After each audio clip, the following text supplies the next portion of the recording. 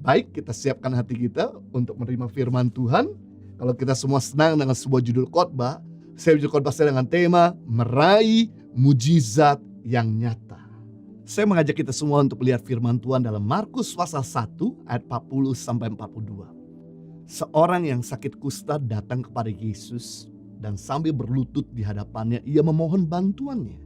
Katanya, "Kalau engkau mau, engkau dapat mentahirkan aku." Maka tergelaklah hatinya oleh belas kasihan, lalu ia mengulurkan tangannya, menjamah orang itu dan berkata kepadanya, "Aku mau, jadilah engkau tahir." Seketika itu juga lenyaplah penyakit kusta orang itu dan ia menjadi tahir. Orang kusta adalah orang yang sangat menderita. Di satu sisi dia sakit secara fisik, di sisi lain ia tertekan secara kejiwaan. Dia tertekan karena orang kusta tidak boleh tinggal dengan banyak orang. Harus menjaga social distancing. Karena pada zaman itu, orang kena penyakit kusta dianggap penyakit kutukan. Miriam kena kusta karena menjadi pencetus pemberontakan kepada pemimpin yaitu Musa. Gehazi kena kusta karena keserakahannya akan harta benda. Raja Uzia kena kusta karena kesombongannya. Jadi orang-orang Yahudi berpandangan kalau orang kena kusta pasti karena dikutuk Tuhan. Dan mereka tidak diperbolehkan untuk memotong rambut. Mereka tidak boleh memakai baju yang baik. Mereka harus memakai baju yang compang-camping seperti gembel. Dan kemanapun mereka pergi, mereka harus menutup mukanya sambil berteriak, "Najis, najis, najis." Hal ini yang membuat orang kusta menjadi sangat menderita. Karena selain tubuhnya sakit, jiwanya pun tertekan. Orang kusta apalagi tidak boleh mendatangi orang biasa. Karena bila ada orang kusta ketahuan mendatangi orang biasa, maka ia akan ditarik keluar dari kota dan dirajam batu sampai mati. Tetapi kita lihat pada ayat yang ke-40, seorang yang sakit kusta ini justru datang kepada Yesus sambil berlutut di hadapannya dan memohon bantuannya. Katanya, "Kalau engkau mau, engkau dapat mentahirkan aku." Yesus bukan hanya menerima kehadirannya, tapi Yesus menyembuhkannya. Dari perikop ini kita akan belajar bagaimana meraih mujizat yang nyata lewat kesaksian hidup si kusta ini. Yang pertama, untuk meraih mujizat yang nyata, jangan batasi kuasa Tuhan. Jangan batasi kuasa Tuhan dengan akalmu yang kecil seperti bakpao. Jangan batasi kuasa Tuhan dengan kesulitan ekonomimu. Jangan batasi kuasa Tuhan dengan segala penyakitmu. Jangan batasi kuasa Tuhan dengan persoalan rumah tanggamu. Bukan levelnya Tuhan dengan segala persoalan kita. Kalau maut saja dia bisa kalahkan. Apalagi cuman persoalan kehidupan kita. Dia saja sanggup menebus kita, apalagi cuman tekanan yang kita sedang hadapi. Saya bersyukur orang kusta ini tidak banyak berpikir dengan akalnya yang aneh-aneh. Bagaimana ya kalau Yesus tidak menyembuhkan saya? Bagaimana ya kalau Yesus tidak menerima saya? Bagaimana ya kalau saya diseret keluar dari kota dan dirajam sama batu sampai mati? Yang orang kusta ini lakukan, dia tidak batasi pikirannya dengan hal-hal negatif dan perkataan intimidasi orang. Yang orang kusta ini lakukan, dia keluar dari comfort zone-nya, dari rumahnya, dan dengan segala risiko, dia datang kepada Tuhan. Dan akhirnya dia beroleh kesembuhan. Amazing. Ini yang kadangkala setan selalu pengaruhi pikiran kita untuk melemahkan kita.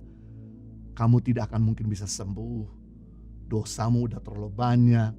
Karena ekonomi udah terlalu parah. Hutangmu di mana-mana. Rumah tanggamu tidak akan mungkin bisa dipulihkan. Sebagai hamba Tuhan, saya mau memberitahukan kita punya Tuhan yang Maha Kuasa. Sehingga waktu kita tidak membatasi kuasanya dan kita percaya dengan iman yang teguh, maka saat itu juga Yesus akan menghadirkan mujizat dalam kehidupan kita. Tuhan yang mampu mengeluarkan bangsa Israel dari perbudakan di Mesir 400 tahun lamanya, maka Tuhan yang sama juga sanggup mengeluarkan Anda dari belenggu sakit penyakit yang begitu lama. Tuhan yang mampu membelah laut Teberau untuk menolong bangsa Israel dari kejaran tentara Mesir, maka Tuhan yang sama mampu membuka jalan dari setiap persoalan kehidupan kita. Tuhan yang mampu menurunkan mana dari surga ke bumi untuk menghidupkan bangsa Israel di padang gurun, maka Tuhan yang sama juga sanggup untuk mencukupi segala kebutuhanmu di masa pandemik ini.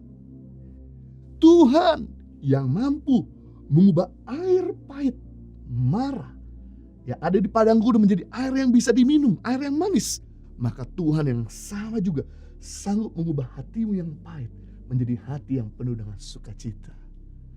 Yang kita perlu lakukan adalah jangan batasi kuasa Tuhan. Dengan akal pikiran kita, dengan keadaan kita, dengan segala sakit penyakit kita, dengan segala kekurangan kita. Saya mau beritahu, 5 roti dan 2 ekor ikan yang begitu terbatas ketika ada di tangan Tuhan. Tuhan sanggup untuk mengenyangkan 5.000 laki-laki dan sisanya 12 bakul. Apapun yang terbatas, ketika kita menyerahkan pada tangan Tuhan, maka bukan cuma menghadirkan mujizat, tapi menghadirkan pelipat gandaan. 7 roti dengan beberapa ekor ikan yang terbatas ketika ada di tangan Tuhan Yesus sanggup memberi makan 4.000 laki-laki. Sisanya 7 bakul. Jangan batasi keadaan hartamu, ekonomimu, uangmu, penyakitmu. Mari kita serahkan sama Tuhan. Bahkan Lazarus yang mati sudah 4 hari. Menurut ilmu medis, orang kalau udah mati 4 hari cairan di otaknya kering. Gak mungkin bisa sembuh, gak mungkin bisa hidup. Tapi apa yang terjadi ketika Yesus hadir, maka Lazarus yang mati hidup kembali. Kalau orang kusta sembuh, orang tuli bisa mendengar, orang lumpuh bisa berjalan, orang sakit bisa sembuh, orang mati bisa bangkit, maka Tuhan yang sama sanggup menolong segala persoalan hidupmu.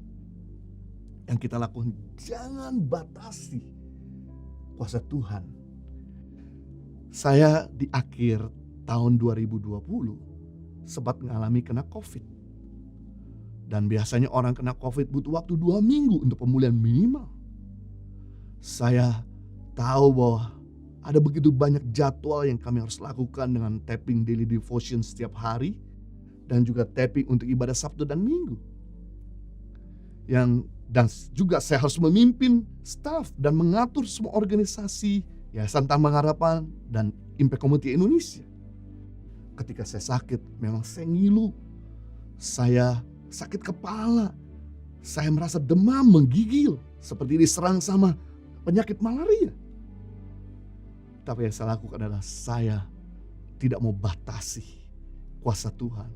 Saya mulai berdoa kepada Tuhan memohon kesembuhannya. Yang kedua, saya mulai ucapkan kata-kata positif. Bahwa saya sudah sehat, saya sudah sembuh, dan saya mulai bersyukur kepada Tuhan. Karena hati yang gembira adalah obat yang manjur. Yang menarik, dalam waktu 3 hari Tuhan memulihkan keadaan saya, sehat kembali. Dan kemudian saya dites lagi di hari yang ke-10, saya sembuh total, negatif. Amazing. Jangan sampai penyakit mengambil keuntungan dari kita. Tapi kita lah yang harus mengambil keuntungan dari penyakit untuk meraih mujizat Tuhan. Jangan sampai kekurangan kehidupan kita mengambil keuntungan. Tapi marilah kita mengambil keuntungan dari segala keterbatasan yang kita miliki. Ketika masa pandemik menghantam Indonesia, saya punya jadwal pelayanan di cancel semua. Sehingga saya gak bisa lagi melayani. Waktu itu belum ada gereja Impact Community Indonesia. Maka saya mulai memikirkan bagaimana untuk saya bisa bertahan hidup ke depan. Dan saya juga mulai mikir dengan hamba-hamba Tuhan yang nasibnya sama seperti saya, yang usia lebih tua. Kalau kami yang muda masih bisa putar otak, masih bisa coba bikin online masih bisa, untuk bikin tapping dan sebagainya. Tapi bagaimana dengan usia yang sudah lagi gak produktif kepada hamba-hamba Tuhan? Dan kemudian saya lihat rekening saya belajar untuk tidak membatasi kuasa Tuhan. Saya belajar untuk menyalurkan kepada setiap hamba-hamba Tuhan dari rekening kami. Yang menarik, sampai dengan hari ini rekening kami tidak pernah dibiarkan kosong. Kami terus komitmen untuk membantu orang yang membutuhkan, khususnya hamba-hamba Tuhan. Dan di masa pandemik ini, orang tua kami kena imbas. Karena besok orang tua udah usia 60 tahun ke atas, sangat berisiko untuk beraktivitas di luar. Dan kemudian kami mengambil komitmen untuk menolong mertua, menolong orang tua. Yang menarik, walaupun kami punya keterbatasan, kami gak pernah membatasi Tuhan yang luar biasa besar. Setiap kali kami transfer, Tuhan mengembalikan sesingkat-singkat dan secepat-cepatnya. Minimal nominalnya sama dan seringkali lebih. Membuktikan ketika kita belajar untuk tidak membatasi kuasa Tuhan, kita lihat mujizat Tuhan. Yang kedua, bagaimana meraih mujizat Tuhan? Merendahkan diri dan sungguh-sungguh memohon kepada Tuhan. Markus 1 ayat 40, seorang yang sakit kusta ini datang kepada Yesus dan sambil berlutut di hadapannya, ia memohon bantuan, katanya, kalau engkau mau, engkau dapat mentahirkan aku. Saudara kekasih dalam Tuhan, orang yang berlutut dan memohon pada zaman itu sebenarnya ia merendahkan diri lebih daripada seorang hamba. Seorang hamba tidak punya hak apa-apa selain melakukan apa yang diminta oleh tuannya. Dan harus bisa menerima apapun yang diberikan oleh tuannya tanpa komplain. Dikasih puji Tuhan, tidak dikasih tetap bersyukur dan tidak ngomel. Orang kusta ini datang kepada Yesus sambil berlutut dan memohon dengan sopan. Tidak memaksa Yesus dan katanya, kalau engkau mau, engkau dapat mentahirkan aku. Maka tergeraklah hati Yesus oleh belas kasihan dan menyembuhkan orang kusta ini yang rendah hati. Kadangkala pada saat kita berdoa, memohon, kita coba maksa Tuhan. Jika doa kita gak dikabulkan, seringkali kita marah, ngomel, menggerutu. Kenapa Tuhan gak bikin mujizat? Nah, kita perlu belajar untuk merendahkan diri kita. Merendahkan diri, berlutut, memohon, meletakkan segala keegoisan kita, meletakkan segala keangkuhan kita, dan kita berkata, Tuhan, saya hanya bergantung sepenuhnya kepadamu. Tanpa engkau saya tidak bisa buat apa-apa. Saya mohon pertolonganmu. Saya mohon anugerahmu. Orang yang berdoa adalah sarana komunikasi untuk menerima anugerahnya. Orang yang berdoa lama sikap hati, aku gak bisa sama Tuhan. Cepat atau terlambat, maka kita akan mendapatkan jawaban. Jika permohonan kita dikabulkan, tetaplah rendah hati dan mengandalkan Tuhan. Namun jika permohonan kita belum dijawab, tolong atur ekspektasi kita. Supaya kita jangan kecewa dan meninggalkan Tuhan. Rugi kalau kita kecewa sama Tuhan. Kita malah gak dapat apa-apa. Sadarilah, kita punya Bapa yang sangat baik. Bapa yang baik bukan berarti Bapa yang memberikan semua yang diinginkan oleh anak-anaknya. Bapa yang baik adalah Bapa yang selalu memberikan apa yang dibutuhkan bagi anak-anaknya, bukan memberikan semua yang diinginkan oleh anak-anaknya. Jika seorang anak minta batu, tidak mungkin bapaknya kasih batu. Bisa sambit orang, pasti akan kasih roti. Kalau anaknya itu minta ular, nggak mungkin bapaknya kasih ular, pasti kasih ikan. Bapak tahu yang terbaik buat kita. Seringkali kita nggak tahu yang terbaik bagi diri kita sendiri. Yang kita perlu lakukan ada atur ekspektasi kita. Yesus mengajarkan rumus dalam berdoa. Dalam Matius 7 ayat 7 dan 8, mintalah, maka kamu akan diberikan. Carilah, maka kamu akan mendapatkan. Ketuklah, maka pintu akan dibukakan bagimu. Yang menarik ayat 8, karena setiap orang yang meminta menerima, setiap orang mencari mendapat, dan setiap orang mengetuk pintu dibukakan baginya. Jadi Yesus mengajarkan di sini rumus dalam berdoa. Yang pertama, meminta. Meminta itu unsurnya Berdoa dengan segala kerendahan hati. Orang rendah hati itu terima banyak. Orang angkuh gak terima apa-apa.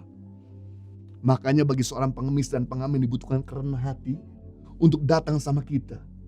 Sebab kalau dia gak rendah hati, gak mungkin dia masih bisa hidup. Karena kerendahan hatinya yang siap untuk dihina, yang siap untuk diludahi, yang siap untuk ditinggalkan orang. Dia bisa terus datang sama orang-orang dan dia bisa hidup. Sama hal kalau kita mau mendapatkan apa yang kita perlukan, mari datang kepada Tuhan dengan segala kerendahan hati, memohon seperti orang kusta ini dengan sopan berkata, Tuhan, aku butuh Engkau. Aku butuh kasih karunia-Mu. Aku butuh pertolongan-Mu. Saya percaya Dia adalah Bapa yang baik. Dia akan memberikan apa saja yang kita butuhkan. Seandainya kita udah meminta dengan segala kerendahan hati gak dikasih, belum didapatkan, pakai cara yang kedua. Yesus mengajarkan itu, carilah maka kamu akan mendapat. Mencari itu unsurnya berusaha.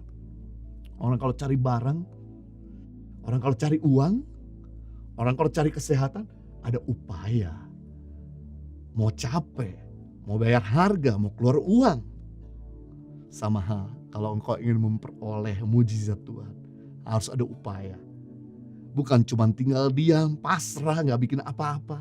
Seperti orang kusta ini, dia gak memikirkan nasibnya hanya cuma di rumah. Dengan segala resikonya, dia siap untuk dirajam batu. Dia keluar dari comfort zone-nya, keluar dari rumahnya, keluar dari area orang-orang kusta. Dan kemudian dia mulai datang kepada Yesus. Dan ketika dia datang ke alam tempat, Yesus tergerak hati oleh belas kasih dan menyembuhkan.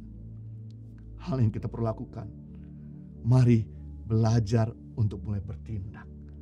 Jangan tinggal diam. Mulai kita tinggalkan kehidupan lama kita. Belajar untuk menyenangkan hati Tuhan. Belajar untuk mulai kita bisa melakukan apa yang Tuhan katakan. Saya percaya, maka orang yang mencari akan mendapatkan.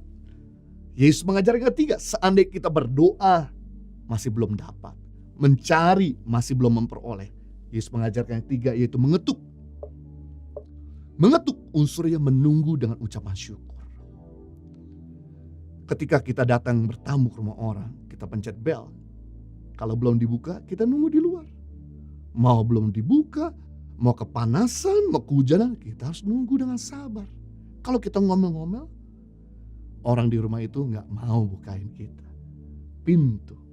Maka hal yang sama ketika kita nunggu janji Tuhan, jangan ngomel, jangan komplain, jangan menggerutu, malah justru memperlambat rencananya datang dalam hidup kita. Seperti bangsa Israel ngomel, menggerutu selama 40 tahun, makanya gak masuk tanah perjanjian. Padahal untuk bisa dari Mesir menuju ke Israel hanya cuma butuh waktu 40 hari. Tapi karena mereka bersungguh-sungguh diputar-putar sampai dengan 40 tahun.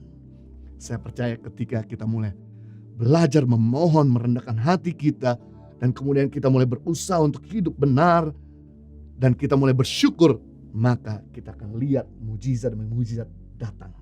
Yang ketiga, bagaimana meraih mujizat Tuhan? Mempraktikkan apa yang kita mengerti. Saudara kekasih dalam Tuhan, orang kusta ini mengerti bahwa Tuhan Yesus bisa menghadirkan mujizat. Ia mulai mempraktikkan apa yang dia mengerti dengan segala kesederhanaannya. Dia datang ke alamat yang tepat, itu kepada Yesus, dan berkata, kalau engkau mau, engkau dapat mentahirkan aku. Dan kemudian si kusta itu memperoleh mujizat kesembuhan karena dia melakukan apa yang dia mengerti, yaitu dia datang kepada Tuhan. Dia gak datang kepada orang yang salah, dia datang kepada alamat yang tepat. Kenapa seringkali kita gak pernah mendapatkan mujizat? Karena kita tidak mempraktekkan apa yang kita mengerti. Ingat, iman tanpa perbuatan pada hakikatnya mati. Sama tubuh tanpa roh tidak akan mungkin bisa hidup. Demikian iman harus disertai dengan perbuatan. Jadi apa yang kita sudah dengar, apa yang kita sudah mengerti melalui firman Tuhan, apa yang Tuhan sudah katakan dalam kehidupan kita, mulai praktikkan, simple. Untuk mengerti dan mempraktikkan apa yang kita tahu, gak perlu dulu sekolah Alkitab, gak perlu dulu sekolah pendeta.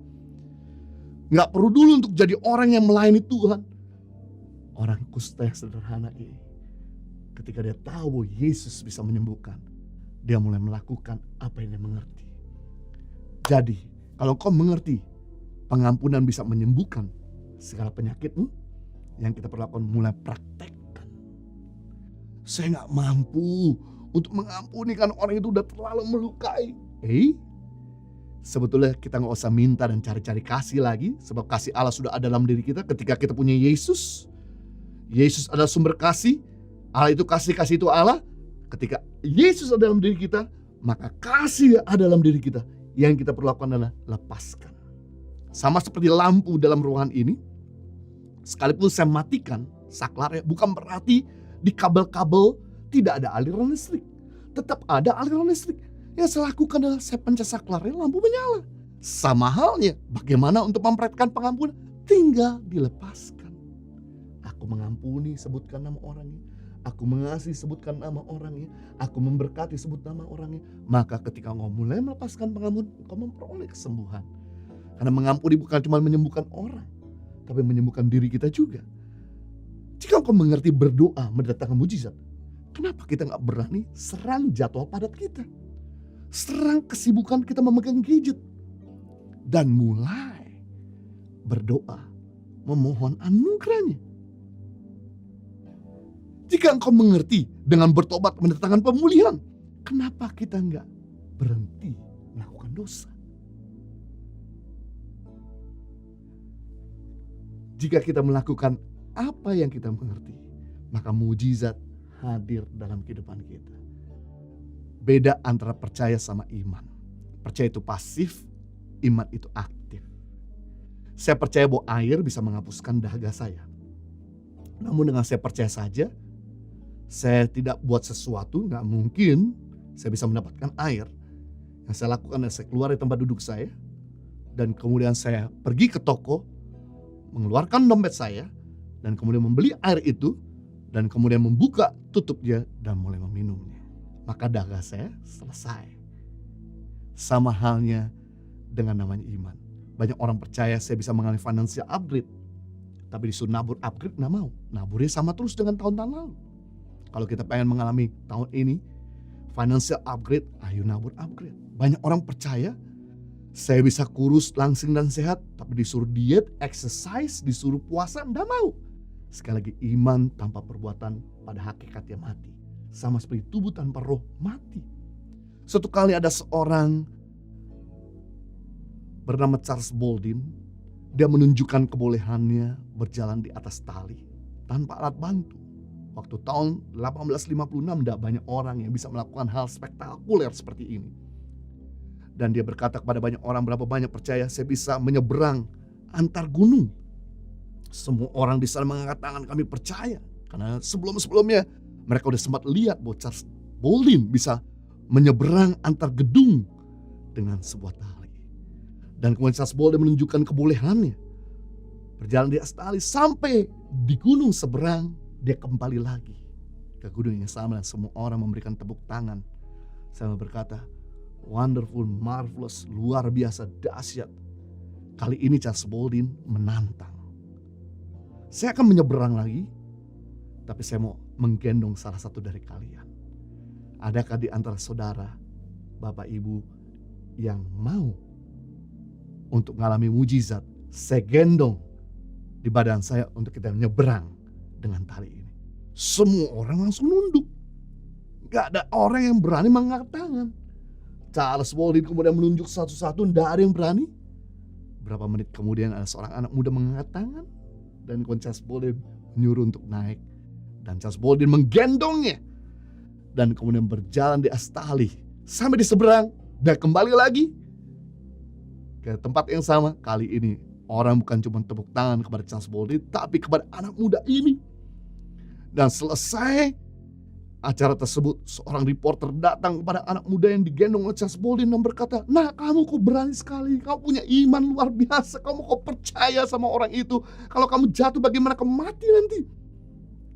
Kemudian anak muda ini berkata dengan simpel sederhana, jelas saya percaya karena dia bapak saya.